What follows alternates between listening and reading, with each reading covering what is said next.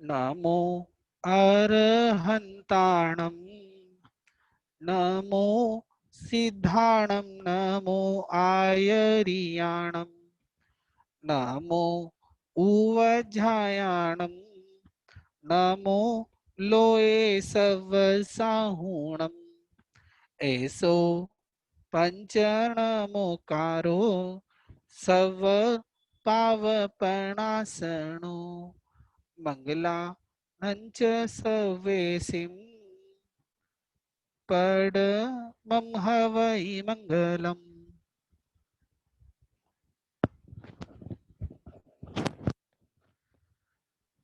जय जिनेन्द्र। भावना भवनाशिनी का विषय चल रहा है कि हमारे पास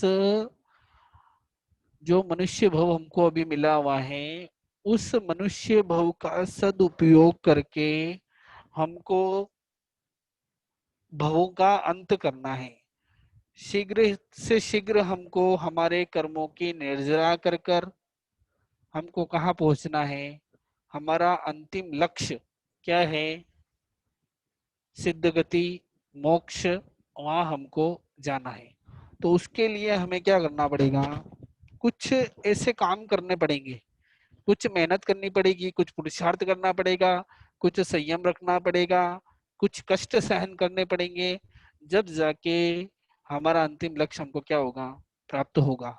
तो उसके लिए भगवान ने हमारे सामने अलग अलग प्रकार से क्या किया है, हमको समझाया है कि जब हम चिंतन करेंगे, ऐसी भावनाओं को भाएंगे, ये ऐसा बार बार जब मन में एक अलग ही तरह के भाव, उत्कृष्ट भावों को पैदा करेंगे, तो हम जरूर एक न एक दिन क्या करेंगे, हमारे अंतिम लक्ष्य को प्राप्त करेंगे। और हमको अभी इस भाव में उसी तरह काम करना है कि बस ये हमारा क्या है, लास्ट भाव है।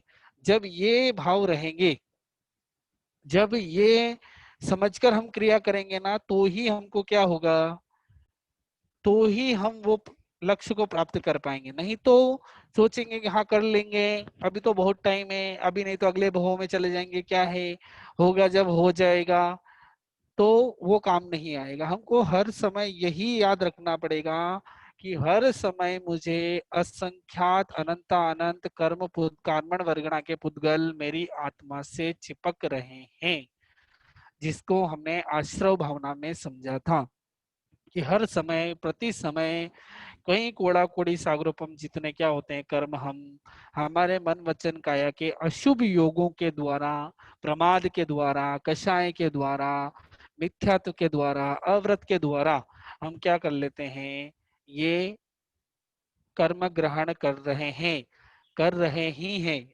निरंतर चालू हैं। जब हम व्रत में होंगे तो वो शुभ रूप में, और अव्रत में होंगे तो अशुभ रूप में, प्रमाद कषाय मिथ्यात्व में होंगे तो अशुभ रूप में क्या होंगे, निरंतर वो होगा ही।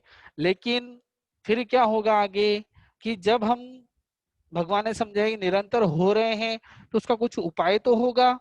तो भगवान ने कहा कि उसको रोकने का उपाय है, कि क्या उपाय है, कि उसको फिर हमने समझा था संवर भावना में, कि हम उन कर्मों को क्या कर सकते हैं, रोक सकते हैं। रोकने की विधि बताइए, कि मिथ्यात्व से कर्म आ रहे हैं तो हम समकित द्वारा उसको रोक सकते हैं, प्रमाद से आ रहे हैं तो अप्रमाद, आलस्य नहीं करना, उत्साह रखना धर्म कार्य में, तो उससे हम क्या कर सकते हैं, प्रमाद रूपी कर्मों को रोक सकते हैं।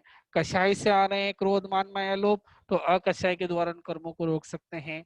मिथ्यात अव्रत हो, अव्रत रूपी कर्म आ रहा है तो व्रत लेकर हम क्या कर सकते हैं, उनको रोक सकते हैं। और योग, जो मन वचन का है कि अशुभ योग से कर्म आ रहे हैं तो उसको शुभ योगों में प्रवर्ताएंगे, या मन वचन का है कि शुभ योगों में प्रवृत्ति करेंगे, अशुभ योगों में प्रवृत्ति नहीं करेंगे, तो जो मन वचन का है कि जो गुप्ती करेंगे तो उससे क्या होंगे, हमारे कर्म रुकेंगे। उसको हमने संवर का नाम दिया था कि वो संवर है। अब आ रहे थे वो समझ लिया, अब हमने क्या कर लिया, उन कर्मों को आना रोक लिया, वो संवर में समझ लिया। लेकिन सिर्फ रोकने से काम चलेगा नहीं। रोका तो हमने कई बार है, ऐसा नहीं कि नहीं रोका है, लेकिन रोकने के बाद करना क्या, निरंतर कर्म आ रहे थे उसको हमने संवर के द्वारा क्या कर दिया, एक बॉर्डर बना दी कि अब तुम अंदर आ सकते नहीं। लेकिन इससे हमारी जो सिद्धि है, जो हमारा कार्य है, जो हमारा लक्ष्य है, वो लक्ष्य प्राप्त होता नहीं है। अब उस लक्ष्य को प्राप्त करने के लिए अब यहाँ पे हमारा जागृत होता है और विशेष पुरुषार्थ, कि अब जो आत्मा के अंदर कर्म आने रुक गए हैं, लेकिन जो अंदर इकट्ठा किया हुआ है उसको तो क्या करना पड़ेगा, क्षय करना ही पड़ेगा। तो ही क्या होगा, अंतिम लक्ष्य प्राप्त होगा, तो ये हमारी सिद्धि होगी। तो इसलिए भगवान ने उस जो कर्म आत्मा ने ग्रहण कर लिए, क्योंकि अनंत काल से ग्रहण कर रहे हैं, तो ग्रहण करते करते क्या कर लिया, बहुत सारा स्टॉक हो गया है। तो स्टॉक को खाली करने के लिए भगवान ने निर्जरा भावना का चिंतन बताया। हम आज इसी निर्जरा शब्द के ऊपर या निर्जरा भावना के ऊपर ही चिंतन करेंगे कि अनंत काल से कर्मों का सिर्फ संग्रह हो रहा है, और इस भाव में हमने क्या किया कि हमने उसको रोक दिया है। अब रोकने के बाद करना क्या, सबने इकट्ठा तो सब कर लिया है, अब करना क्या उसका। तो उसके लिए हमने उस इकट्ठा होने के बाद, अब बहुत सारा कर्म इकट्ठा हो गया, तो उसको धीरे धीरे हमको क्या करना है, जैसे नाव जा रही थी, नाव में पानी आ चुका है, वो आश्रव रूपी से पानी आ गया है, लेकिन हमने क्या कर दिया है, उस नाव के गड्ढे को, छिद्र को बंद कर दिया है। लेकिन जो पानी नाव के अंदर भर गया है, अगर हमको नाव बचानी है कि आप डूबे नहीं, तो वो पानी क्या करना पड़ेगा, खाली करना पड़ेगा। तो वो खाली करने का नाम ही है निर्जरा, कि हमारी आत्मा के अंदर जो कर्म रूपी पानी आ चुका है, उस पानी को अब क्या करना है, खाली करना है, और शीघ्र से शीघ्र करना है, क्योंकि समय कम है। यही भव है जहां पर हम कर्मों का आना रोक सकते हैं, और उसको जो अंदर कर्म है आत्मा के अंदर, उसको हम क्या कर सकते हैं, क्षय कर सकते हैं। इसके आगे और भव में सिर्फ आना ही आना है, रोकना बहुत कम है, और क्षय होना बहुत कम है, निर्जरा होनी बहुत कम है। भगवान ने दो प्रकार की निर्जरा बताई, एक सकाम निर्जरा और एक अकाम निर्जरा। निर्जरा का अर्थ समझ में आ गया कि अपनी आत्मा से देशतः कुछ कर्मों का आत्मा से दूर करना, क्षय करना, वो क्या कहलाता है, निर्जरा। कि जो आत्मा के अंदर जो कर्म बहुत सारे भरे हुए हैं, तो धीरे धीरे एक एक कार्य करेंगे। कौन कौन से कार्य करने हैं वो भी हम बताएंगे, कि कौन से कार्य करें जिससे मेरी आत्मा से क्या हो, ये कर्म धीरे धीरे क्षय हो जावे। तो आत्मा से देशतः कर्मों का दूर करना, क्षय करना, वो कहलाती है निर्जरा। अब निर्जरा कितने प्रकार की, तो भगवान ने बताया दो प्रकार की, एक सकाम निर्जरा और एक अकाम निर्जरा। अब दोनों का भेद समझ ले, तो पहले अकाम को समझते हैं कि अकाम निर्जरा क्या, कि बिना इच्छा से, हमारी इच्छा नहीं है लेकिन फिर भी कष्ट सहन कर रहे हैं, बिना इच्छा के, बिना समझे, बिना इच्छा किया तो बिना समझे, बिना भूख प्यास आदि दुखों को सहन करना। तो उससे जो हम सहन करते हैं, उससे भी कर्म तो क्या हो रहे हैं, उदय में आएंगे, क्षय होंगे। तो वो अकाम निर्जरा हुई कि हम समझ नहीं रहे हैं यहाँ पे कि हमको भूख लगी है लेकिन नहीं खा रहे हैं, या मिल नहीं रहा है इसलिए नहीं खा रहे हैं। अब जेल में बैठे हुए हैं, या कहीं ऐसी जगह बैठे हुए जहाँ खाने की व्यवस्था ही नहीं है, तो वहाँ क्या कर रहे हैं, भूख से तड़प रहे हैं, पानी की प्यास लग रही है लेकिन पानी पीने का नहीं है। तो वो क्या कहला रही है, अकाम निर्जरा, के बिना इच्छा पूर्वक या बिना समझ से, इच्छा नहीं है, खाने की इच्छा बहुत है लेकिन मिल नहीं रहा है, या समझ नहीं है, ऐसे ही भूख से क्या कर रहे हैं कि भूखा रहना है बस, मुझे तो मुझे खाना ही नहीं है। कई बार लोग गुस्से में आते हैं ना, गुस्से में खाना छोड़ देते हैं। भूख लग रही है, दर्द आ रहा है, सब हो रहा है, लेकिन खाना छोड़ दिया, पीना छोड़ दिया, या धूप में खड़े हो गए। तो ऐसी कई सारी क्या होती, समझ बिना या समझ पूर्वक भी करते हैं, लेकिन उसमें कोई लक्ष्य नहीं है निर्जरा का। तो ऐसे जो कर्म उदय में आए और उनको क्षय करते हैं व्यक्ति, वो क्या कहलाती है, अकाम निर्जरा। और दूसरा सकाम निर्जरा। सकाम निर्जरा कैसे, समझ पूर्वक कि मुझे ये कष्ट सहन करना है, मुझे ये तपस्या करनी है, मुझे सामने से रहकर भूखा रहना है, मुझे खाना नहीं मिल रहा है तो मैं क्या करूंगा, कोई बात नहीं, शांति पूर्वक सहन करूंगा, कोई दिक्कत नहीं, नहीं मिल रहा है तो अच्छा है। जो इस तरह से सोचता है, इस तरह से सहन करता है, उन कष्टों को सामने जा जाकर सहन करता है, वो क्या कहलाती है, सकाम निजरा। समझ है यहाँ पर, जैसे हम उपवास करते हैं तो क्या होता है कि हम समझ पूर्वक, हम सुबह से पचकान लेते हैं ना, तो हम फिक्स होता है कि आज से, अभी से लेकर सूर्य उदय से लेकर अगले दिन सूर्य उदय तक हमें बिल्कुल भी खाना पीना नहीं है, 24 घंटे तक हमको बिल्कुल भी खाना नहीं है, ये हम समझ पूर्वक त्याग करने हैं, वो कहलाती है हमारी सकाम निर्जरा। और कहीं गए और कहीं फंस गए और वहाँ खाने का नहीं मिला और भूखे ही रहे, तो वो हमारी क्या कहलाती है, अकाम निर्जरा, खाने की इच्छा है, यहाँ खाने की इच्छा है लेकिन फिर भी मन को रोक रहा है वो सकाम, लेकिन वहाँ खाने की इच्छा है, उसके लिए प्रयत्न भी कर रहा है लेकिन फिर भी नहीं खाता है कि मुझे नहीं खाना है, तो वो क्या कहलाती है, अकाम निर्जरा कहलाती है। इसलिए बहुत समझपूर्वक सकाम अकाम निर्जरा में ज्यादा भेद नहीं है।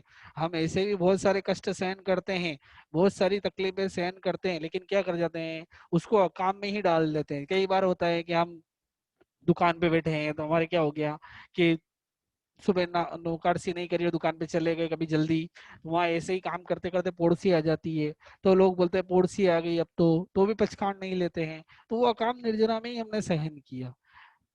हम ऐसे ही भूख को सहन कर ले, अगर वो ही पचकान ले लें एक समझ पूर्वक कि ठीक है मुझे खाना नहीं है तो 2 घंटे का मैं क्या कर लूँ, त्याग कर लूँ, 2 घंटे हम भूखे रह जाएंगे, भूख लग रही है, खाने की इच्छा है, भूखे रह जाएंगे, लेकिन फिर भी हम त्याग नहीं करेंगे तो वह काम में चला जाएगा। और थोड़ा सा त्याग भी क्या हो जाएगा, सकाम में चला। अगर पचकान संकल्प कर लिया कि अभी 2 घंटे मुझे खाना पीना नहीं है, तो मैं क्या कर लूंगा, उसको अकाम को सकाम में परिवर्तन कर सकता हूँ। लेकिन ये समझ लानी पड़ेगी तो ही निर्जरा होगी। ऐसी निर्जरा तो हमने अनंत बार अनंत काल में कई बार कर ली है। हम खुद देखे समझे कि नारकी में रहते हैं, 33 सागरों तक भी हम रहकर आए हैं, तो वहां पर क्या हुआ, 33 सागरों तक वहां पानी नहीं मिलता है, आहार नहीं मिलता है खाने का, तो वो क्या सकाम निर्जरा हुई। चौविहार होता है कितने दिन का, 33 सागरोपम का, इतना बड़ा काल वहां पर निकल जाता है बिना खाए पिए, तो भी वो सकाम निर्जरा में गिना जाता नहीं है, वो अकाम में गिना जाता है। और हमारे एक छोटा सा 48 मिनट का नौकार्सी का तप कर लिया तो वो सकाम निर्जरा। ऐसा बोलते हैं ना कि 100 वर्ष का नारकी में रहा, 100 वर्ष तक नरक में रहे, और वहां पर जितने दुखों को सहन करता है, उन दुखों को सहन करते करते जितने कर्मों की निर्जरा होती है, उतने कर्मों का मात्र यहाँ पर एक नौकारसी तप कर कर हम क्षय कर सकते हैं। क्यों, क्योंकि यहाँ पर सकाम है, समझ पूर्वक है, इच्छा पूर्वक है, और जान रहे हैं तप की महत्वता, समझ रहा है, उसको पता है कि ये करूंगा तो मेरे आत्मा से अनंत अनंत कर्मण वर्गणा के पुद्गलों का क्या हो जाएगा, निर्जरण हो जाएगा, क्षय हो जाएगा, दूर हो जाएंगे। और वहां पे नरक में बिना खाने पीने की इच्छा है, दौड़ता भी है, 100 वर्ष तक दुख भी सहन करता है, और यहाँ पे मुझे नहीं लगता कि 48 मिनट में ऐसा कोई दुख उत्पन्न होता होगा। और वहां पर 100 वर्षों तक दुख सहन करता है, लेकिन कितने कर्म निर्जरा, कि मात्र हम 48 मिनट में जितना करते हैं उतना ही। तो बस इतना ही हमको समझना है कि थोड़ी सी समझ, थोड़ा सा चिंतन हमको कई कर्मों की निर्जरा दिन भर में करवा देता है। बस ये है कि हमको थोड़ा चिंतन करना पड़ेगा, इसीलिए तो भावना बताई कि जब बार बार चिंतन करेंगे कि कहाँ कहाँ मैं निर्जरा कर सकता हूँ, किस किस प्रकार से निर्जरा कर सकता हूँ, क्यों अभी यही समय है। देव में चले गए, नरक में चले गए, तिर्यंच में चले गए, या मनुष्य में हमें प्राप्त कर लिया, और अगर मनुष्य में भी ये समझ नहीं आई, तो फिर तो कितने ही भूखे, मतलब कितने ही भिखारी बेचारे भूखे रहते हैं, कितने ही मनुष्य खाना नहीं मिलता है तो भूखे रहना ही पड़ता है, खाने की इच्छा है क्या करे, लेकिन दूध पीने की इच्छा है लेकिन दूध नहीं मिलता है तो क्या करे। तो इसका मतलब ये थोड़ी वो दूध का त्यागी हो गया। इच्छा है लेकिन हम तो क्या कर सकते हैं, हमारी इच्छा नहीं है, हमारे पास अनुकूलता भी है। 10वें सूत्र किसी ने पढ़ा हो तो चौथे अध्ययन में, तीसरे अध्ययन में भगवान ने कहा ना कि सेहु चाहिए उच्चे, कि जो भोग उसको मिले हुए हैं, जो उसकी अनुकूलताएं मिली हैं, इंद्रियों के सारे विषय मिले हुए हैं, और उन विषयों को वो समझ पूर्वक त्याग करता है, वो क्या कहलाता है, सेहु चाहिए उच्चे। लेकिन जिसको मिले हुए ही नहीं है और वो क्या कर दे कि मेरे सब चीजों का त्याग, तो वो न सचाइत्य उच्चई, कि वो त्यागी नहीं है। मिले हुए भोगों को छोड़ना है, तो हमारे पास यही तो है ना, हमारे पुण्य का उदय हो गया।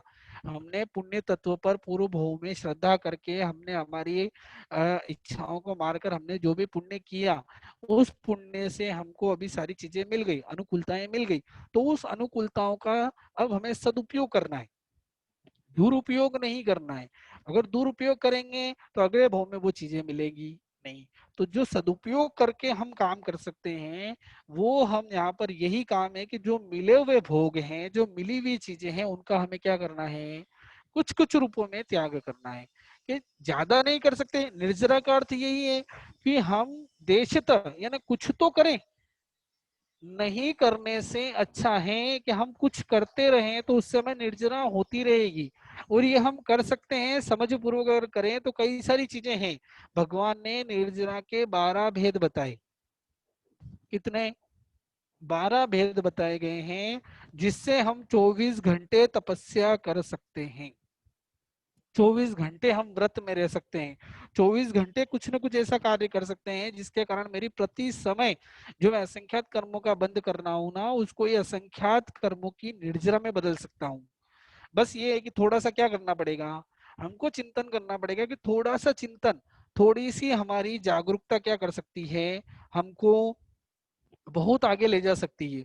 जैसे कहते हैं ना कि साधु के लिए क्या करना है, कि साधु 5 समिति 3 गुप्ती का ध्यान रखे तो प्रति समय क्या कर सकता है, निर्जरा। तो हमारे लिए भी वही है, 5 समिति 3 गुप्ती।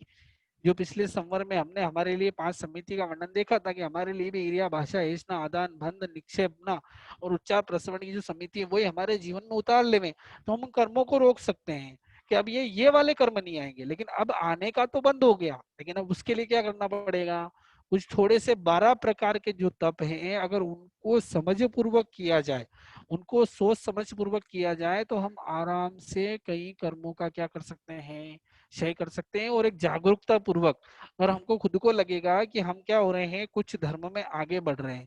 तो वही हम आज विवेचन करेंगे कि 12 प्रकार के जो तप बताए हैं उनको हमारे जीवन में हम कैसे उतार सकते हैं। तो सबसे पहला जो तप था भगवान ने बताया, अनशन। अनशन यानी अन अशन। अन अशन का अर्थ होता है कि चारों आहार, असनम पाणम खायमम और स्वादिम, चारों प्रकार के आहार का त्याग, यानी कुछ भी खाना पीना नहीं, जिसको हम हमारी भाषा में उपवास कहते हैं। अपन उपवास के भी 2 भेद कर दिए, तिव्यार और चौवियार। वहां पे ऐसा भेद नहीं बताया है, लेकिन यहाँ पर अपन ने परंपरा से तिव्यार और चौवियार भेद के जो पचकान लेते हैं कि भाई पानी खुला है लेकिन असन खाइम साइम ये हम क्या कर सकते हैं, इसका त्याग कर सकते हैं। तो चारों आहार का त्याग, जिससे उपवास होता है, जिससे तपस्या होती है, 24 करे तो बढ़िया, किसी से 24 नहीं होता है तो कम से कम 3 आहार का त्याग करके तो क्या करे, जितना हो सकता है। कई लोग हैं जो अष्टमी चतुर्दशी 11 ऐसे पक्षी को करते हैं। कई लोग होते हैं, अभी एक भाई मिला था मुझे बॉम्बे के, वो बेले बेले तपस्या कर रहे हैं कई महीनों से। मुझे भी पता नहीं था, किसी ने बताया कि 2-2 उपवास करके पालना करते हैं और कई महीनों से उनके चल रहे हैं। जैसे श्रावक भी हैं, कैसे रहते होंगे, हमने साधुओं के बारे में तो सुना है, लेकिन श्रावक भी ऐसे हैं जो बेले बेले या 2-2 उपवास की तपस्या कर रहे हैं। तो वो 2-2 उपवास वाले तो हमने देखे ही है, मैंने खुद ने देखे, तो आपने भी देखे होंगे और कोई होंगे, बड़ी तपस्या वाले भी होंगे। तो होता है, हमारे पूर्व भव में वीर्यांतराय कर्म का क्षय हुआ है, तो हम क्यों शक्ति का गोपन करें, हम ज्यादा से ज्यादा करें, क्योंकि यही समय है। अगर इस भव में नहीं किया तो कोई तिर्यंच में नहीं मिलेगा, तो भी सकाम में नहीं जाएगा, अकाम में ही जाएगा, और वो अकाम निर्जरा का कोई ज्यादा फल मिलता नहीं है। ज्यादा से ज्यादा कहीं चले भी गए तो भुवनपति मानवंतर देव में उत्पन्न हो जाएंगे, इससे ज्यादा होंगे नहीं। और हमारे यहाँ उसको समझ पूर्वक कर लिया मनुष्य भव में, तो वैसे ही श्रावक की गति तो 21 भेद 12 देवलोक 9 लोकांतिक बताई है। और यहाँ तो हम वो देवों का तो कोई पार ही नहीं है, हम तो सीधा कहाँ पहुंचने वाले हैं, हमारा तो लक्ष्य ही ऊंचा है। तो ये तो बीच के ठीक है कि हमको यहाँ से एक बहु करना पड़े तो भी अच्छी गति मिले। हमारा ये लक्ष्य रहता है कि शुभ शुभ क्या हुए, अच्छे सुखे समाधि हम कहाँ जावे, क्यों कष्ट सहन करें दुर्गति में जाकर। तो ये तपस्या करने से अशुभ कर्मों की निर्जरा हो जाएगी। और जब तप करते हैं तो पुण्य का बंध अवश्य ही होता है। तो कम से कम जब हमारी शक्ति है, हमने पूर्व भूमि में वीर्यांतर कर्म का क्षयोक्षम किया हुआ है, तो क्यों ना हम इसकी क्या करें, तपस्या करें। तो जितना हो सकता है उतना क्या करें, उपवास करने का कोशिश करें। किसी से हो सकता है तो गोपन करना नहीं, और नहीं भी होता है तो कोशिश करें कि भाई आज मैं एक पोड़सी तक क्या करूंगा, कुछ खाऊंगा पीऊंगा नहीं। फिर होता था घंटे ऊपर आधी घंटे ऊपर, ऐसे थोड़ा थोड़ा बढ़ाकर भी अपने आप की शक्ति को ट्राई कर सकते हैं। मेरी शक्ति को मैं तोलूं तो सही कि कितनी मुझ में शक्ति है। मेरे को बस थोड़ा सा कष्ट हुआ और मैंने क्या कर लिया, खाना खा लिया, नाश्ता कर लिया, पानी पी लिया, चाय दूध पी लिया। हमने अभी उसको कष्ट को सहन करने की वो किया ही नहीं।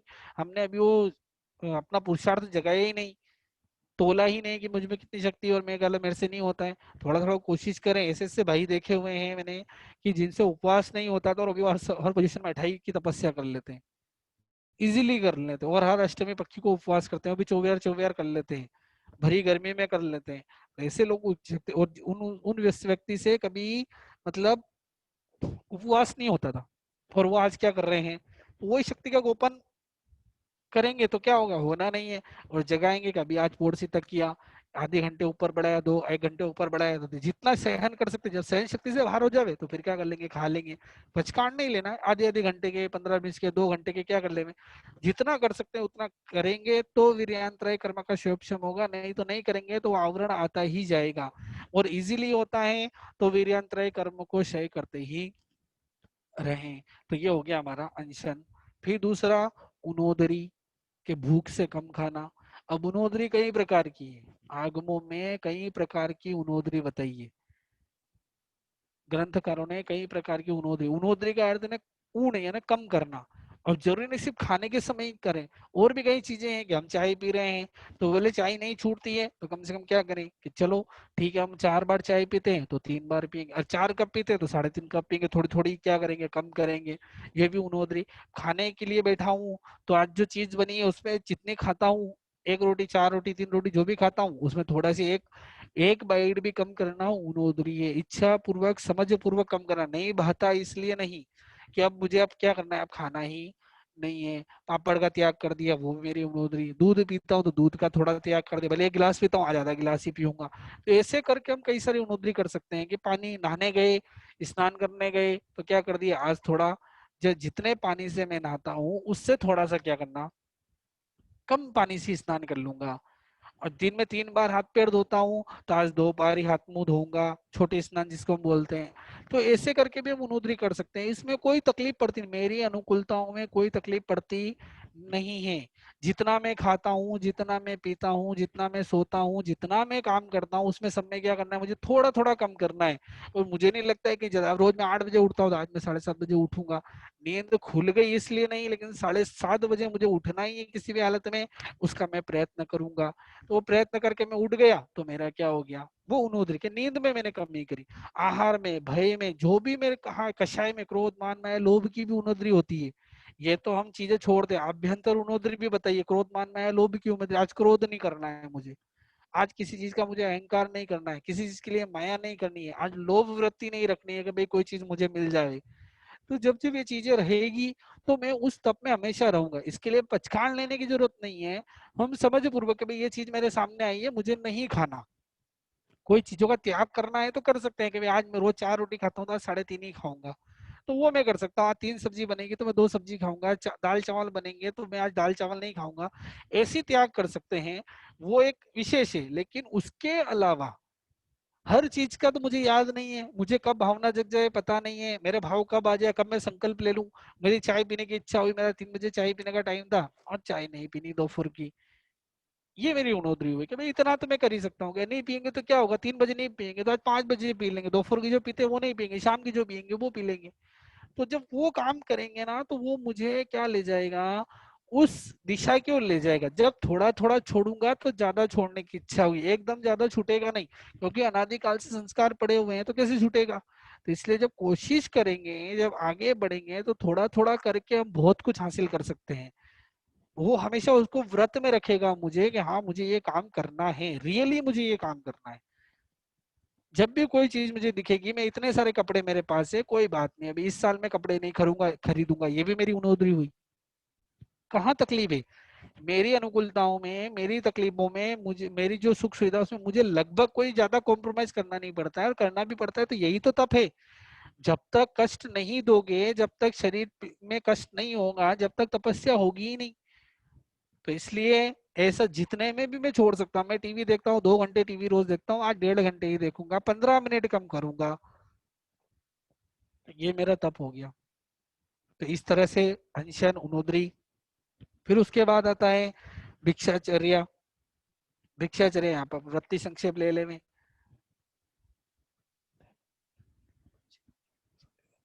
भिक्षाचर्या या वृत्ति संक्षेप के में। अब भिक्षाचर्या तो हमारे होती नहीं, गोचरी दया तो हम करते नहीं है, तो वृत्ति संक्षेप कि जो जो मुझे मेरी वृत्तियां हैं, अनादिकाल से जो मेरी वृत्तियां पड़ी है, खाने की, पीने की, ये वो दुनिया भर की, उसको मुझे कंट्रोल करना है। जो मेरी खराब विकृतियां हैं, जो मेरे विकार हैं, उन सबको मुझे क्या करना है, कंट्रोल करना है। या गोचरी दया में कभी कर सकता हूँ तो ट्राई करें, साधु कैसे घर घर जाते हैं, गुजरी लेके आते हैं, तो कभी उसका भी एक नॉलेज लूं, तो भविष्य में जब मैं साधु बनूंगा तो मेरे काम आएगा। तो साधु कितना कंट्रोल करते हैं, कितनी चीजें उनके पास आती हैं, कितने लोग उनको क्या ऑफर करते हैं, और वो ऑफर को साधु क्या कर देता है, मना कर देते हैं कि नहीं आज हमारा ये नहीं चलेगा, आज इतनी जरूरत नहीं है। तो ये भी तो एक तरह का तप हुआ ना। और कभी वो हम करें कि आज ये चलेगा, आज मिठाई का पूर्ण रूप से त्याग है, पूरा ही 24 घंटे में जब भी सामने आएगी आज ये खाएंगे ही नहीं। आज ये जी मेरी वृत्तियां जो अनादिकाल से पड़ी हुई है, उन वृत्तियों को मुझे कंट्रोल करना है। क्या है, भिक्षाचर्या वृत्ति संक्षेप है। फिर उसके बाद अनशन, उन्नोदरी, भिक्षाचर्या और रस परित्याग, कि जो रस वाली चीजें हैं, दूध, दही, घी, तेल, मिठाई, ये जिससे मुझे रस आता है खाने में, उसका मुझे क्या करना है, त्याग करना है। ये आज दूध का त्याग कर दिया, आज मिठाई का त्याग कर दिया, आज जूस का त्याग कर दिया, नहीं पियेंगे एक दिन तो क्या फर्क पड़ जाएगा, कोई विशेष नहीं होता है। हम अगर सिर्फ संकल्प ले लेवे ना थोड़ा सा, तो हम प्रति समय निर्जरा के भाव में रह सकते हैं कि कोई चीज सामने आई है, मुझे क्या फर्क पड़ता है, नहीं करें। किसी ने ऑफर किया, हाला दो, क्या दिक्कत है, किसी को जूस पियोगे, हम तुरंत तैयार हो गए। थोड़ा चिंतन करें, क्या नहीं पियेंगे तो क्या फर्क पड़ेगा, असंख्या जीव की हिंसा होगी, ऐसे तो बनता नहीं है जूस, फलों को पीस कर ही क्या किया जाएगा, बनाया जाएगा। तो एक थोड़ी सी अगर चिंतन करें, थोड़ा सा विवेक रखें, तो ये कई सारी चीजें हम क्या कर सकते हैं।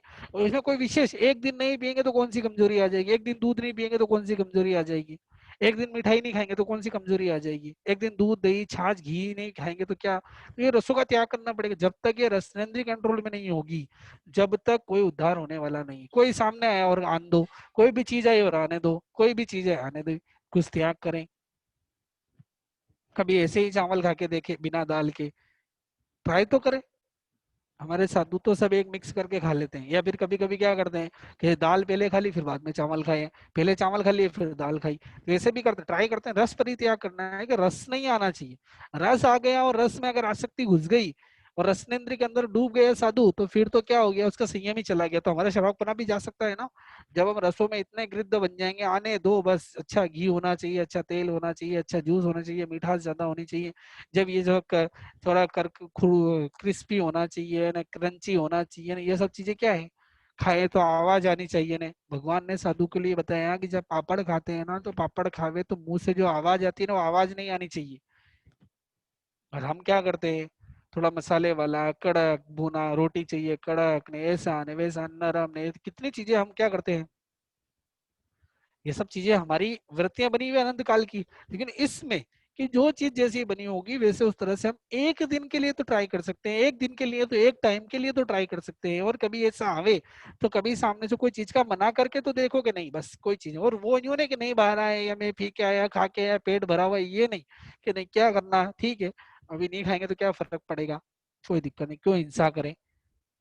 चाय कभी ठंडी आ गई तो क्या दिक्कत है, ठंडी ही पी लेंगे। तो ये जब रस जो त्याग करेंगे ना, अनशन में पूरा छोड़ना है, उनुद्री में कुछ छोड़ना है, वृत्ति संक्षेप में कुछ इंद्रियों को कंट्रोल करना है, और रस परित्याग में क्या करना है, रसों का त्याग करना है। तो जब थोड़ा सा त्याग करेंगे, थोड़ा सा चिंतन करेंगे ना, तो हम कई सारी चीजों को हमारे रसनेंद्रिय पे कंट्रोल करना है। मिल रहा तो बहुत कुछ है पुण्य से, लेकिन उस पुण्य प्रकृति को हमको बचाना भी है ना, कि सारी यहीं पे सही करके जाना है, सब यहीं पर भोग के जाना है। भोग उपभोग की चीजें मिली हुई है तो बार बार हम भोगते ही रहेंगे, तो फिर आगे कैसे बढ़ेंगे। अगले भोग के लिए तो कुछ चाहिए ना, सेव करना पड़ेगा ना, पुण्य सेव करना पड़ेगा। और वो सेविंग नहीं रहेगी तो आगे कैसे चलेगी गाड़ी। हम इस भोग में भी कितनी सेविंग करके चलते हैं, ये चीज चाहिए, वो चीज चाहिए, हम म्यूचुअल फंड खोलते हैं, एफडी करवाते हैं, बैंक में खाते होते हैं, कितनी सारी चीजें हमारी क्या रहती है। तो अगले बहू की सेविंग क्या है, ये पुण्य है। ये पुण्य चलेगा तो सब चीजें ऑटोमेटिक मिल जाएगी। तो इसलिए अंशन, उनोदरी, भिक्षा जल परित्याग, प्रतिसलीनता, काया क्लेश, अंशन, उनोदरी, भिक्षा जल परित्याग, काया क्लेश, प्रतिसलीनता, कि अब काया को कष्ट देना है, कि जो शरीर में कष्ट उत्पन्न करे, जो शरीर में जिससे पीड़ा हुए, ऐसे सारी मुद्राएं, आसन से बैठना। हम तो क्या है कि सामयिक कर देना तो भी आराम की जगह ढूंढते हैं, कुर्सी चाहिए, कुर्सी बैठे, कष्ट नहीं होना चाहिए। भगवान बोल रहे काया क्लेश तब करो, थोड़ी देर कष्ट तो सहन करो, शरीर को हम कष्ट देना ही नहीं चाहते।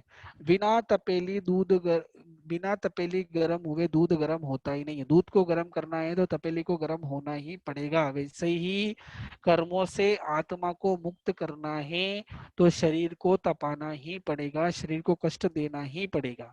जब तक शरीर को कष्ट नहीं देंगे आत्मा और कर्म अलग होंगे ही नहीं।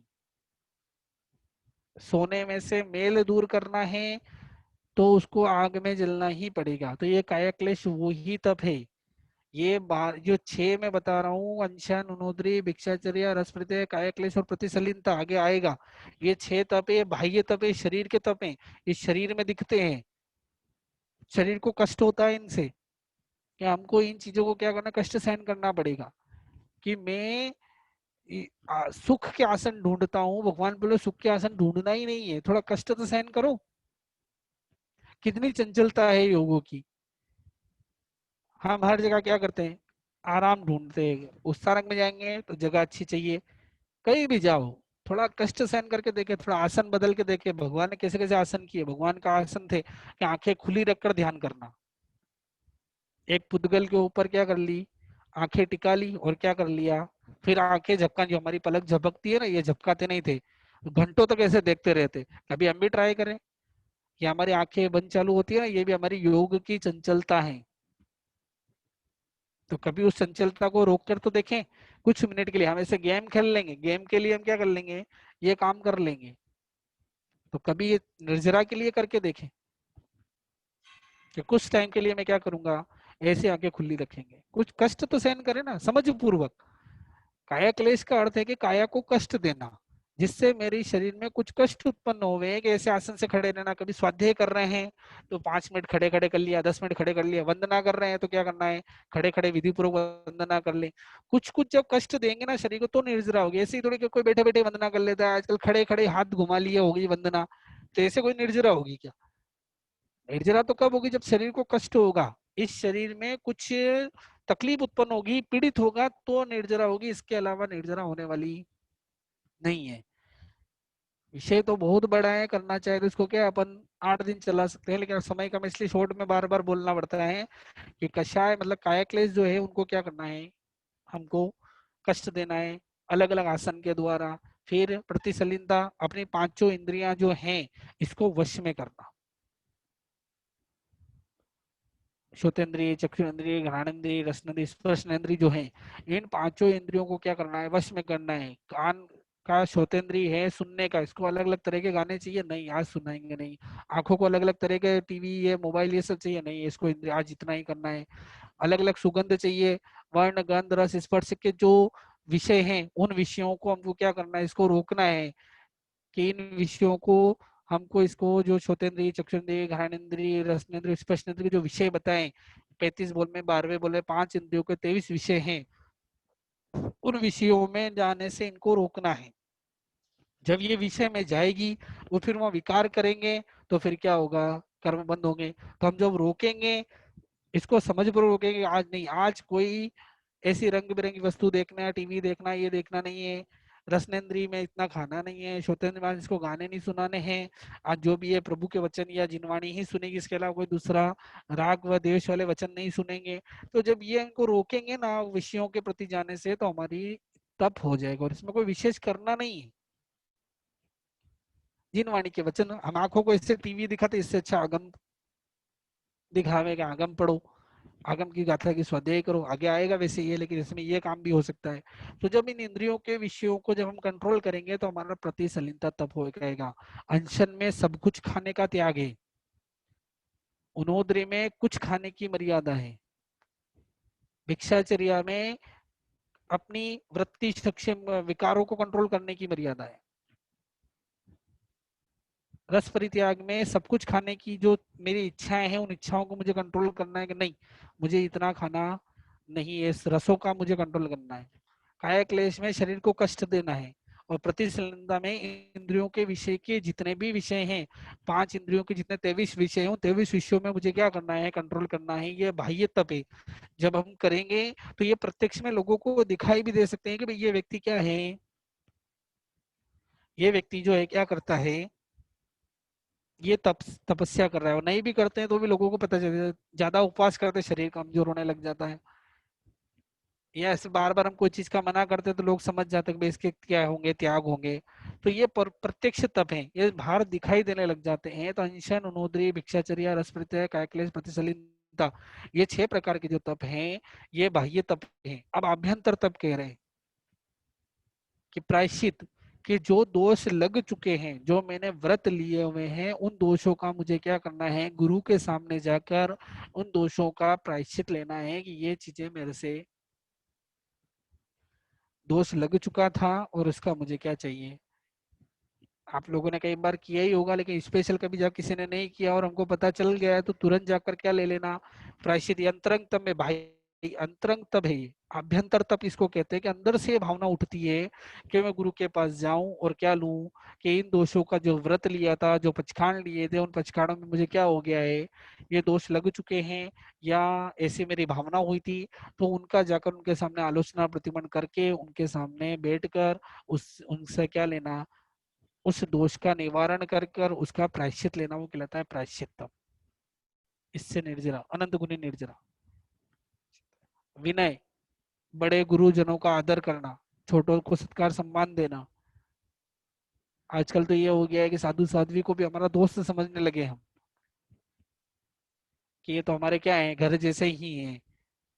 साधु साध्वी का और श्रावक श्राविका एक मर्यादा पूर्वक व्यवहार होता है, मर्यादा पूर्ण व्यवहार है। इससे कोई दोस्त दोस्त का व्यवहार नहीं है। लेकिन लोग, और को साधु साध्वी भी इस प्रकार के होंगे, और तो लोग क्या करते थे, हमारे घर जैसे ही है, साधु घर जैसे है तो फिर साधु बनाए क्यों।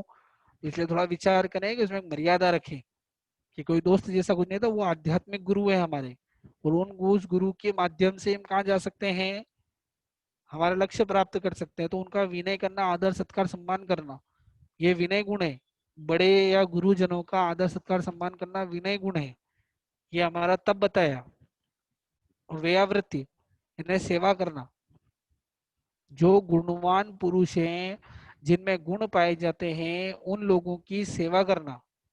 हमारे घर में जो बड़े बुजुर्ग हैं, हमारे माता पिता हैं, या जो ग्लान हैं, या जो बीमार हैं, या जो अशक्त हैं, उन लोगों की सेवा करना।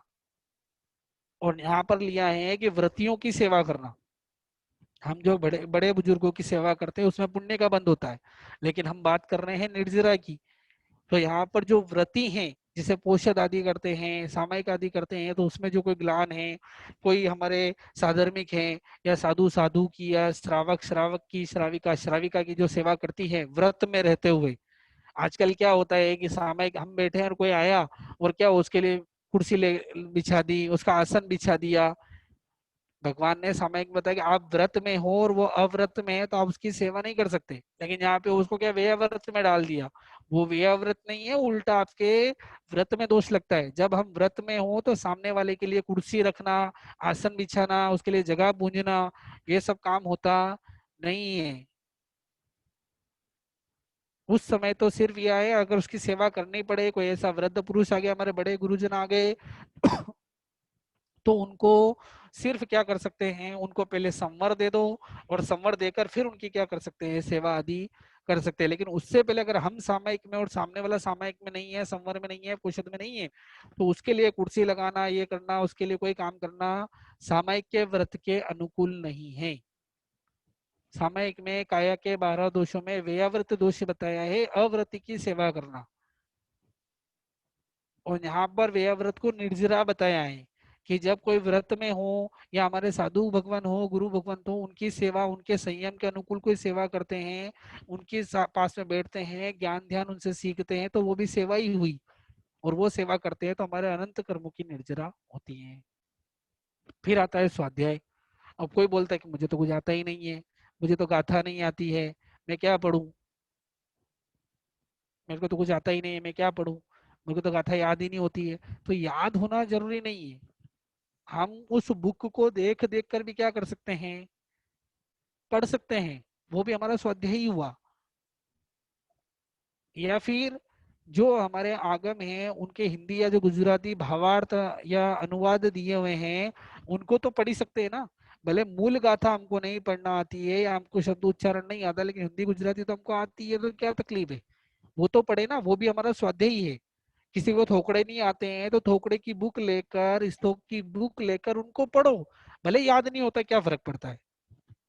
याद होना जरूरी नहीं है, बार बार पढ़ते रहते हैं तो हमारा वो स्वाध्याय रहता है, हमारा एक मन रहता है, हमारा मन कंट्रोल में रहता है। मैंने पहले भी कहा था केसी कुमार समण और गौतम स्वामी के संवाद में, जब केसी कुमार समण ने गौतम स्वामी को पूछा कि मन बड़ा चंचल है, इस मन को कैसे समझाएं, ये भागता ही रहता है, इसको घोड़े की उपमा दी है कि घोड़ा भागता ही रहता है, कैसे कंट्रोल करें? तो गौतम स्वामी ने एक ही उत्तर दिया कि सिर्फ स्वाध्याय, सिर्फ स्वाध्याय के द्वारा ही इस मन को पकड़ा जा सकता है, रोका जा सकता है, इसके अलावा और कोई उपाय नहीं है। पर हम क्यों बार बार विषयों में आसक्त हो जाते हैं? क्योंकि हमारे पास ये चीज ही नहीं है, लगाम ही नहीं है। लोग बैठे रहते हैं, 1 घंटा पेपर पढ़ लेंगे, 1 घंटा मैगजीन पढ़ लेंगे, 1 घंटा मोबाइल में दे देंगे, दुनिया भर की चीजें पढ़ लेंगे, लेकिन आगम की बुक रखो ना तो उनको नींद आने लग जाती है, किसी का सिर भारी होने लग जाता है। तो ज्यादा नहीं पढ़ सकते, गाथाएं नहीं आती है पढ़ना, मूल पाठ नहीं आता है, उसका भावार्थ तो पढ़ सकते हैं ना। शुरुआत तो करो, उत्तराध्ययन से है, दसवें कलिक से है, या आचारांक से है, या फिर नहीं हो तो जो उपासक दशांक सूत्र है, प्रश्न व्याकरण सूत्र है, विपाक सूत्र है, राय प्रश्न सूत्र है, ऐसे आगमों को पढ़ो तो सही, तो पता चले कि नहीं कितनी चीजें इसमें बताई और हम तो कुछ कर ही नहीं रहे हैं, या कर रहे हैं तो उसमें और शुद्धि कैसे होए, कैसे इन लोगों ने इतना सा काम करके जो हम कर ही रहे हैं उसमें और विशुद्धि डाल डालकर उन्होंने क्या कर दिया, अपने भावों को नियंत्रण में कर लिया। और या फिर वो इतनी चीजें करते हुए भी अपने भावों को पकड़ के नहीं रखा तो वो दुर्गति में चले गए। कंड्रिक पुंड्रिक का उदाहरण है ना, कंड्रिक मुनि ने क्या किया, 1000 साल संयम पाल के भी थोड़ी सी स्थिरता नहीं रही, स्खलना हुई विषयों के प्रति, जैसे ही गए और 1000 साल का संयम भूलकर कहाँ चले गए, राजा बन गए, और कहाँ चले गए, नरक में चले गए। तो कहीं मैं उस स्थिति में तो नहीं हूँ, कहीं मेरे लिए तो दृष्टांत नहीं है कि मैं भी जब इस तरह से, तो क्या होता हूँ जब स्थानक में रहता हूँ, उपाश्रम में रहता हूँ तो बहुत पक्का रहता हूँ, जैसे ही घर पे आया और क्या हो गया, स्थानक में रहता हूँ तो पुंडरिक रहता हूँ और घर पे आया तो कंडरिक हो जाता हूँ, यानी कच्चा हो जाता हूँ। तो कहीं इस तरह की मेरी स्थिति तो नहीं है। तो थोड़ा चिंतन करें, मनन करें कि कहीं ये स्वाध्याय में रहूंगा तो मेरे भावना बार बार पक्की रहेगी, मुझे जरूरी नहीं है। और आगम की गाथा पढ़ सकते हो तो गुरु भगवंत के पास बैठो, ज्ञानी श्रावकों के पास बैठो, उनसे एक एक शब्द बार बार पढ़ेंगे तो वो शुद्धिकरण हो जाएगा। एक एक आगम का एक एक शब्द पढ़ने से हमारी अनंत अनंत गुणा कर्म निर्जरा होती है, स्वाध्याय होता है। भगवान ने 5 वेद बताए, वाचना, प्रचना, अनुप्रेक्षा, धर्म कथा, ये सब बताए ना। इसी तरह के पढ़ो, पूछो, परिवर्तन करो, बार बार रिवीजन करो, फिर चिंतन करो जो पढ़ा है मैंने। फिर उस पर जब मुझे कुछ आता है, तो जब मेरे पास कोई आएगा तो मैं धर्म कथा कहूंगा, मैं उसके बाद में उपदेश भी दूंगा, लोगों को मैं समझा सकूंगा। लेकिन मैं पढ़ूंगा ही नहीं, मैं वाचना ही नहीं करूंगा तो प्रश्न कैसे पूछूंगा? और मैं पूछूंगा ही नहीं, मैं प्रश्न पढ़ूंगा ही नहीं, पूछूंगा ही नहीं तो परिवर्तना कैसे करूंगा? और जब मैं पढ़ूंगा ही नहीं, पूछूंगा नहीं, परिवर्तन नहीं करूंगा तो चिंतन कैसे करूंगा? और जब चिंतन ही नहीं होगा तो मैं धर्म कथा करने योग्य कैसे बनूंगा? आजकल लोग क्या तुरंत ही धर्म कथा करने वाले क्या जल्दी मिल जाते हैं, थोड़ा बहुत पढ़ा और दुनिया भर के भाषण झाड़ देंगे। भगवान ने कहा ऐसे नहीं, पहले पढ़ो, आगमों को पढ़ो, फिर जो आपको शंकाएं होती हैं उसका चिंतन मतलब पूछो गुरु भगवंतों से, फिर उसका चिंतन करो कि ये क्यों बताया है, ये किसके लिए बताया है, कि जो उपदेश दिया गया है, कंड्रिक पुंड्रिक का मान लो उदाहरण दिया है, राजा प्रदेशी का उदाहरण दिया है, या फिर अपने अर्जुन माली का जो दिया गया है, तो क्या उन लोगों के लिए ही था क्या वो, मेरे लिए नहीं था क्या? तो ये जब मैं सोचूंगा अपने ऊपर, उसका परिवर्तन कर करके उसका जब अनुप्रेक्षा करूंगा, उस पर चिंतन करूंगा, तो फिर मैं उसको क्या करूंगा, लोगों के सामने अगर जरूरत पड़ेगी तो धर्म कथा करूंगा। तो ये जब स्वाध्याय करूंगा तो आएगा, नहीं तो मुझे कुछ आता ही नहीं है, मेरे को बच्चे ने प्रश्न पूछ लिया, मेरे को तो आता ही नहीं था, तो आएगा कहाँ से? ऐसे ऐसी स्थितियां हो गई हैं कि अ, सामायिक प्रतिबंध के छोटे बच्चे को प्रश्न पूछ लेते हैं तो माँ बाप को या परिवार में किसी को आते ही नहीं है। सामान्य प्रश्न भी बोले सामायिक कैसे कहते हैं तो वो भी नहीं आता है, प्रतिमण किसे कहते हैं तो वो भी नहीं आता है। तो जब हम पढ़ेंगे नहीं तो आगे क्या देंगे? इसलिए थोड़ा चिंतन करें, स्वाध्याय करते रहे, पढ़ते रहे, अच्छी अच्छी किताबें आती है बहुत सारी, बार बार चिंतन करेंगे, पढ़ेंगे। ये नहीं कि प्रवचन लगा दिया ना, हमने सुन लिया ना, हमारा स्वाध्याय हो गया, कुछ पढ़ो, सामने बुक खुली रहेगी तो कई 17 चीजें हमको दिखेगी उसमें, नया नया ज्ञान मिलेगा और हमको एक उत्कंठा होगी ये कैसे होता है, वो स्वाध्याय। फिर उसके बाद ध्यान, 4 प्रकार के ध्यान बताए, आर्त, रौद्र, धर्म और शुक्ल। तो आर्त ध्यान, रोग ध्यान तो भगवान ने कहा करना ही नहीं है, चिंता करनी नहीं है, शोक करना नहीं है, और कोई गुस्सा हिंसा आदि के विचार करने नहीं है। धर्म ध्यान और शुक्ल ध्यान करना है, तो शुक्ल ध्यान अभी है नहीं, तो बच्चा सिर्फ क्या है, ध्यान। मन को एकाग्र करना वही ध्यान है। उसके लिए कोई आंखें बंद करके बैठना जरूरी नहीं है। मन को एक चीज में लगा दिया, नरक गति के विषय में लगा दिया, तिरंज गति के विषय में लगा दिया, मनुष्य गति के विषय में लगा दिया, देव गति के विषय में लगा दिया, कि नरक में कितने दुख हैं, तिरंजों में कितने दुख है, मनुष्य में क्या स्थितियां होती है, मैं मनुष्य बना हूँ तो मैं कैसे निर्जरा कर सकता हूँ, क्या क्या काम मैं कर सकता हूँ मनुष्य बनकर, मुझ में क्या क्या अनुकूलताएं मिली है, तो मैं और क्या अनुकूलताओं को, मेरी अनुकूलताएं जो मिली है, मुझे जो सुविधाएं मिली है, उन सुविधाओं को मैं कैसे लोगों तक पहुंचा सकता हूँ, या ज्यादा से ज्यादा दान पुण्य जो है वो मैं कर सकता हूँ। जब ये चिंतन करते हैं ना, तो ये भी हमारा ध्यान के रूप में चला जाता है। मन को एकाग्र करना ही ध्यान है। उसके लिए जरूरी नहीं कि मैं ध्यान लगाकर आंखें बंद करके ओम नमो ऐसे बोलूं, वो ठीक है करते, वो गलत नहीं है, लेकिन ऐसा जरूरी नहीं हो टाइम ही। जब भी मैं चार गति के रूप में पांच इंद्रियों के बीच में किसी भी विषय, मेरे गुरु भगवंतों के बारे में भी चिंतन करता हूँ बैठकर, तो वो भी मेरा ध्यान ही हुआ, वो धर्म ध्यान हुआ। मैं किसी आगम की कोई गाथा के ऊपर चिंतन करता हूँ, तो वो मेरा धर्म ध्यान हो, जरूर थोड़ी उसके लिए आंखें बंद करना बैठना जरूरी है।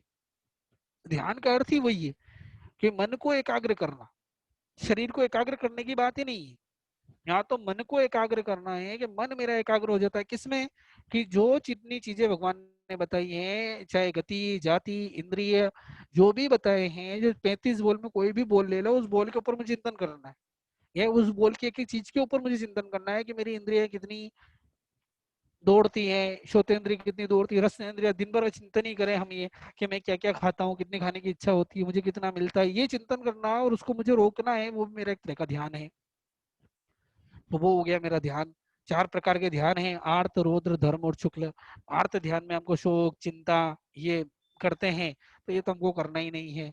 रौद्र ध्यान में हिंसा आदि का विचार नहीं है। धर्म ध्यान में ये जो मैंने बताया, कोई भी चीज ले लो धर्म की, उस पर चिंतन कर लो। शुक्ल ध्यान अभी है नहीं, तो उसके बारे में भी चिंतन करने से कोई फायदा है नहीं, लेकिन धर्म ध्यान करते करते एक दिन हम जरूर शुक्ल ध्यान पर पहुंच सकते हैं।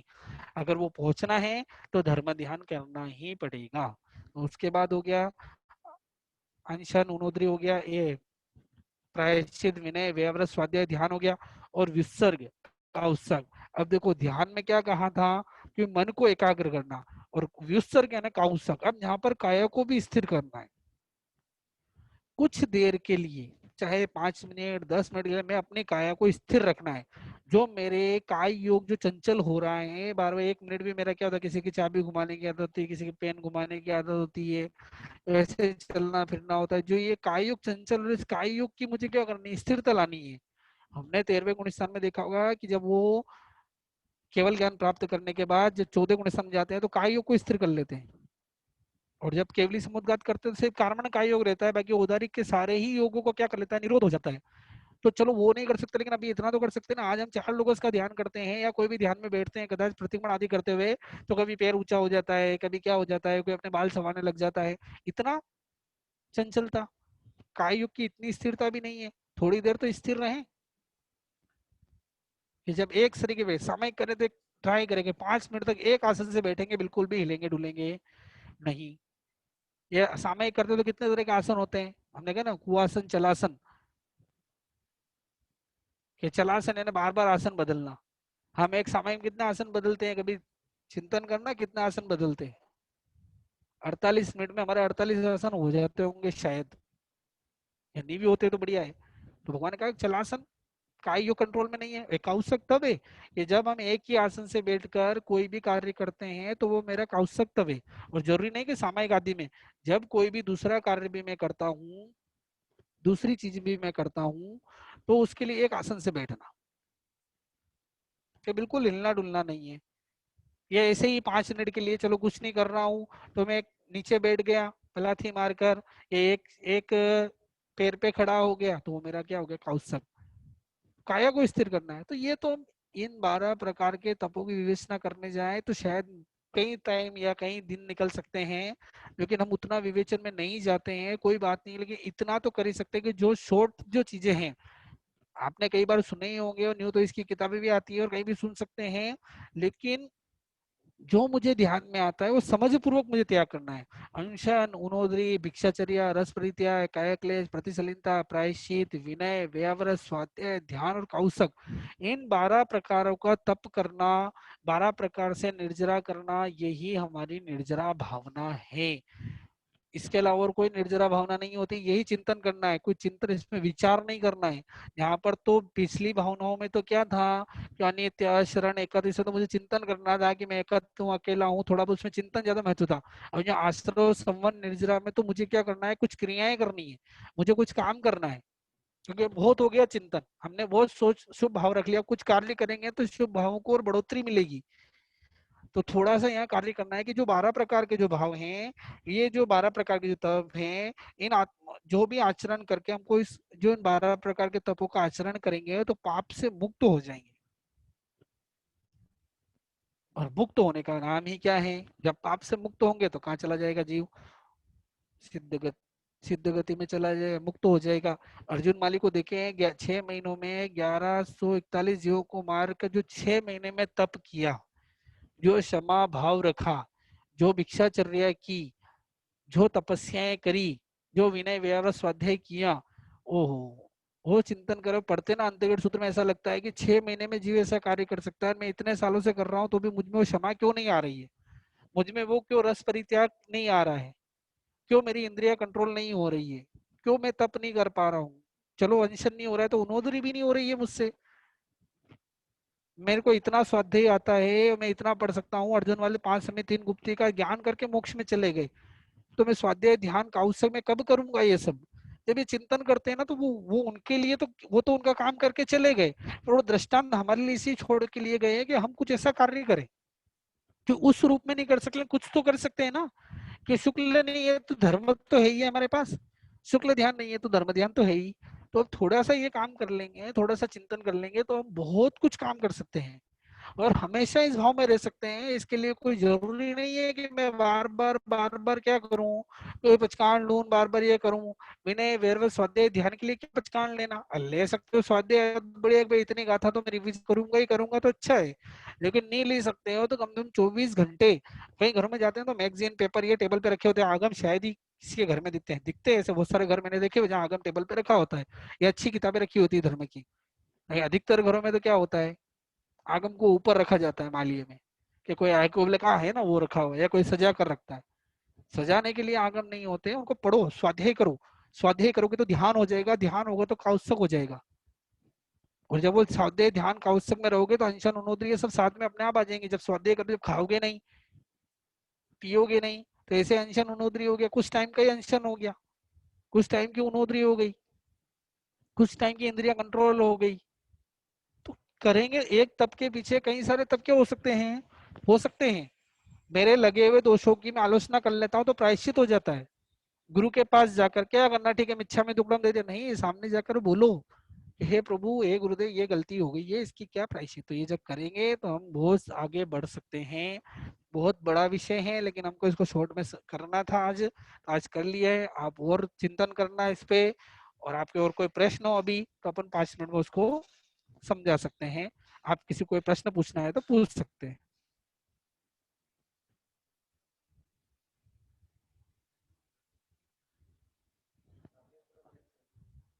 राजेंद्र जी। गुरु जी, 12 जी बताए आपने जो है उन्नोद अनशन से कायो शब्द, उसमें ऐसा क्रम है कि जी। जैसे जैसे बढ़ते जावे ऐसे निर्जला हाँ, ज्यादा होती हो जावे। नहीं वैसे तो क्या जैसे है कि दो चीजें हैं कि आभ्य बाह्य तब जो बताए पहले 6 अनशन से हाँ उनोदरी भिक्षाचर्य रस पे प्रतिसलिनता प्रतिसलिनता तक, इनसे ज्यादा प्रायश्चित, विनय, व्याव्रत, स्वाध्याय, ध्यान और पीछे के जो 6 हैं हाँ। उनमें निर्जरा ज्यादा की संभावना बताई जाती है, क्योंकि उसमें बहुत मन को मारा जाता है। उपवास करना इजी है लेकिन प्रायश्चित करना, विनय करना, स्वाध्याय करना ये बहुत कठिन होता है। अच्छा तो ऐसा है, इसलिए हाँ, पीछे के तपों में निर्जरा ज्यादा होती है ऐसा बताया जाता है। तो बराबर। ऐसा कोई निश्चित नहीं है कि भाई जैसे से बढ़ते जाते हैं वैसे तब ज्यादा निर्जरा ज्यादा, ऐसा कोई नियम नहीं है। जितनी जिसमें भावना ज्यादा होगी, जितना तन्मयता से जो तब ज्यादा किया जाएगा उसमें निर्जरा ज्यादा होगी। नहीं, कहाँ कहीं किस क्या होता है, कभी स्वाध्याय हो सकता है लेकिन उपवास नहीं हो सकता है कहीं। हाँ, तो वो उपवास स्वाध्याय करते हैं, तो स्वाध्याय तो भगवान ने तीर्थंकर नाम गोत्र का बंद बता दिया है। फिर स्वाध्याय करते रहते हैं ना, तो तीर्थंकर नाम लेकिन गोत्र का बंद भी हो सकता है। पर वो यही है, मैं वही बोल रहा किसमें ज्यादा तन्मयता है मेरी, मुझसे अनशन नहीं हो रहा है तो एक तप नहीं हो रहा है, बाकी 11 तो खुले है ना। लेकिन निकाचित कर्म को काटने के लिए तो बाह्य तप करना पड़ता है, ऐसा है? ऐसा कोई जरूरी नहीं है, स्वाध्याय से ऐसा निकाचित कर्म भी क्षय हो जाते हैं। होता है? अच्छा। और ध्यान की अग्नि में तो अनंत जन्मों के कर्म भी क्षय हो जाते हैं, ध्यान तो उससे भी बड़ा हो गया। अच्छा, जैसा हाँ, जैसा बढ़ते जाए ऐसे, बराबर वो है। जैसे मतलब जिसकी कैटेगरी जिसमें ज्यादा होगी, अच्छा। भाई उसमें जितने उसके भाव ज्यादा रहेंगे उस तरह से ही निर्जरा होगी। उसमें पावर ज्यादा ज्यादा आ जाता है, ऐसा है? हाँ, उसमें जिसकी तन्मयता, अब किसी क्या है कि स्वाध्याय करने की रुचि नहीं, लेकिन तपस्या वो ऊंची ऊंची कर सकता है, बराबर। तो वो उसके हिसाब से वो निर्जरा होगी उसमें। पर ये है कि समझ अपने को गया। हमेशा करते रहने से वो ताकत आ जाती है कि आज मैं तपस्या नहीं कर पा रहा हूँ, उपवास नहीं कर पा रहा हूँ, तो वो थोड़ा थोड़ा करेंगे तो वो शक्ति जागृत हो जाती, समझ गया, वो समझ गया। वीर्यांतरय कर्मशय हो जाता है। अच्छा, बराबर है। आभार। जी। और किसी को कुछ पूछना है? ठीक है सर, जय जिनेन्द्र। आप सब पधारे, इसके लिए बहुत बहुत धन्यवाद।